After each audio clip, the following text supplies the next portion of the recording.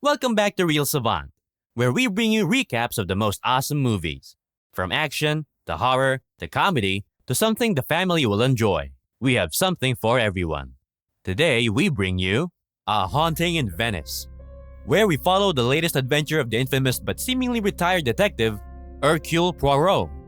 Just sit back, relax, and enjoy the ride. If you're new here, don't forget to subscribe and ring that notification bell so you never miss an update. 1947 in Venice, Italy. Hercule Poirot emerges from a bad dream.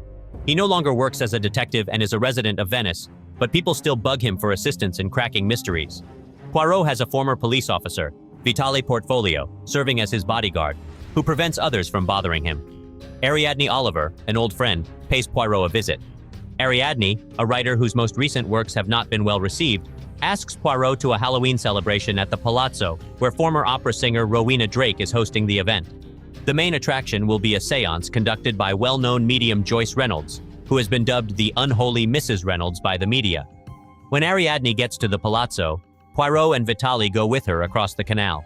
A group of kids are being told a tale about how the Palazzo was once an orphanage, and how, during the plague, the doctors and nurses left the kids there to perish, resulting in the notion that the Palazzo is haunted by the spirits of the children. Every victim is said to have a slash on them as a sign of the curse known as the children's vendetta. Leopold is one of the kids that Olga Semenoff, the housemaid, looks after because he stays away from the other kids and would rather read a book by Edgar Allan Poe. Leopold visits Dr. Leslie Ferrier, his anxious father. When Poirot and Ariadne see Rowena, Ariadne mentions that Rowena lost her daughter Alicia in what is thought to have been a suicide after she fell off the balcony the year before. Rowena has struggled to sell the Palazzo as a result. Joyce is escorted by her assistant, Desdemona Holland, to the Palazzo. Alicia's ex-fiancé, Maxine Gerard, appears as though she's not invited. He is obviously disliked by Rowena and Ferrier, but he says someone else invited him. Joyce sits in the center of the circle where everyone has gathered for the start of the seance. Olga informs Poirot that Alicia had started having hallucinations of the deceased children prior to her passing.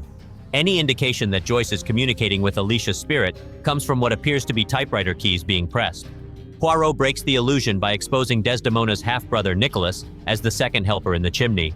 Nicholas was manipulating a switch to cause the typewriter keys to press automatically. A few of the guests get scared when Joyce starts to whirl around and make horrifying noises and motions before speaking to Rowena in an Alicia-like voice. Despite Ariadne's objections, Poirot makes an attempt to depart. Joyce tells him that if she was a fraud, it would be easier and less painful for her. However, she is aware that Poirot has seen enough fatalities to comprehend her. She encourages him to relax by putting her robe and mask on him. When Poirot approaches the pot where the kids were bobbing for apples, he tries to do the same thing, but something unseen pushes his head into the water, trying to drown him. But before Poirot loses consciousness, the offender runs away. Vitale finds him, and then there's a scream. Joyce's body falls outside and impales on the hand of a statue. Outside the Palazzo, a tempest rages, filling the canals and making escape impossible. The visitors start to lose their minds and become suspicious, thinking that Joyce might have been killed by a paranormal force. Locking them all inside, Poirot starts to suspect that one of them killed her. Poirot starts questioning the suspects while Ariadne is with him. They discover Baba, an Alicia-owned stuffed animal that had gone missing earlier. Olga and Dr. Ferrier, who has post-traumatic stress disorder, PTSD, and is plagued by memories of the Bergen-Belsen liberation because of his guilt about not being able to save the victims at that time, are the first people Poirot and Ariadne speak with. He claims that because he was in love with Rowena, taking on Alicia was a favor for her. After making an excuse to use the restroom, Poirot thinks she sees Alicia's ghost in the mirror behind him. When he finds Leopold outside, the boy claims to hear the voices of the ghost children and tells him he is jittery like Dr. Ferrier. Then, in order to obtain objective accounts, Poirot and Ariadne interview Nicholas and Desdemona separately. They share their stories of the evening and their background as Romani immigrants attempting to reach the United States. Additionally, Poirot finds out that Joyce may have threatened the siblings after they stole from her. After punching Vitale, Desdemona tries to flee, but Olga trips her and knocks her down. The telephone in the foyer rings, but when Poirot and Vitale pick it up, no one is there. After that, Poirot seems to see one of the ghost children, but when Ariadne calls, he turns back and sees no one. Leopold also claims to hear a child singing, which he believes he hears. Although Rowena claims there isn't a basement in the house, Poirot believes it is coming from there. After going downstairs, the group discovers a secret chamber where the word Dottore is scrawled on the wall, making yet another reference to the kids' vendetta. Dr. Ferrier starts experiencing panic attacks, and after fighting until Ferrier almost kills Maxine before Leopold calms him down, Maxine begs him to hold it together. Poirot is the only one with the key, and Ferrier is trapped inside the music room when he goes to lie down. Next, Poirot and Ariadne talk to Maxime, who is holding a partially torn photo of Alicia. He says that because Rowena disapproved of him, and Alicia appeared to be in a desperate attempt to please her mother, he was forced to call off their engagement. Poirot looks over Maxime's invitation and deciphers the word apple from it. Ariadne brought an apple with her when she arrived at his house. Poirot approaches her and Vitali and informs her that he has deduced their plot to lure Joyce to the palazzo. Ariadne intended to use the seance and Poirot's failure to solve it as the basis for her new story. But Vitali knew the ins and outs of the palazzo as the officer who pulled Alicia out of the canal and conducted the investigation into her death.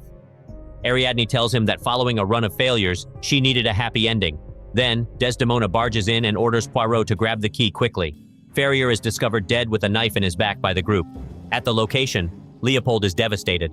Olga tells Poirot that before Alicia passed away, Rowena was by her side constantly, but that before that, Olga heard voices coming from her room. This is after the group has split up. Then, as Poirot peruses Alicia's pictures, he spots a picture of her as a young child, the same child he believed he had seen earlier in the house. Additionally, he detects a particular kind of flower in one of the images. Poirot turns around in another momentary daze as the house's pet parrot tips over a teacup. When Poirot goes to tidy it up, he discovers the other half of Maxime's photo, which shows him with Alicia. Once the mystery has been solved, Poirot calls the guests together. The killer is none other than Rowena herself, as Poirot reveals.